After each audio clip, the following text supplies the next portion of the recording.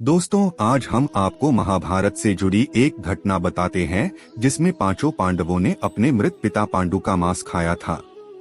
उन्होंने ऐसा क्यों किया, यह जानने के लिए पहले हमें पांडवों के जन्म के बारे में जानना पड़ेगा। पांडु के 5 पुत्र युधिष्ठिर, भीम, अर्जुन, नकुल और सहदेव थे। इनमें से युधिष्ठिर, भीम और अर्जुन की माता कुंती तथा नकुल और सहदेव की माता माद्री थी। पांडु इन 5 पुत्रों के पिता तो थे, पर इनका जन्म पांडु के वीर्य तथा संभोग से नहीं हुआ था, क्योंकि पांडु को श्राप था कि जैसे ही वो संभोग करेगा उसकी मृत्यु हो जाएगी।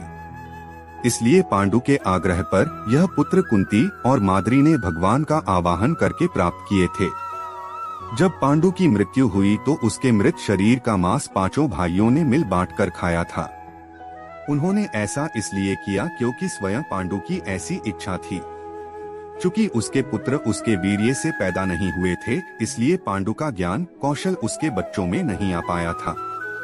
इसलिए उसने अपनी मृत्यु से पूर्व ऐसा वरदान मांगा था कि उसके बच्चे उसकी मृत्यु के पश्चात उसके शरीर का मांस मिल बांटकर खा ले, ताकि उसका ज्ञान बच्चों में स्थानांतरित हो जाए।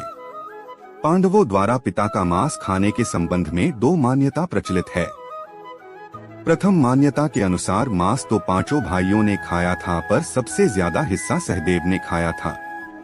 जबकि एक अन्य मान्यता के अनुसार सिर्फ सहदेव ने पिता की इच्छा का पालन करते हुए उनके मस्तिष्क के 3 हिस्से खाए।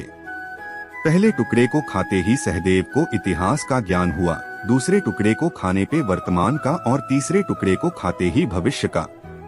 यही कारण था कि सहदेव 5 भाइयों में सबसे अधिक ज्ञानी था और इससे उसे भविष्य में होने वाली घटनाओं को देखने की शक्ति मिल गई थी। शास्त्रों के अनुसार श्री कृष्ण के अलावा वो एकमात्र शख्स सहदेव ही था जिसे भविष्य में होने वाले महाभारत के युद्ध के बारे में संपूर्ण बातें पता थी। श्री कृष्ण को डर था कि कहीं सहदेव यह सब बातें औरों को न बता दे। इसलिए श्री कृष्ण ने सहदेव को श्राप दिया था कि यदि उसने ऐसा किया तो उसकी मृत्यु हो जाएगी।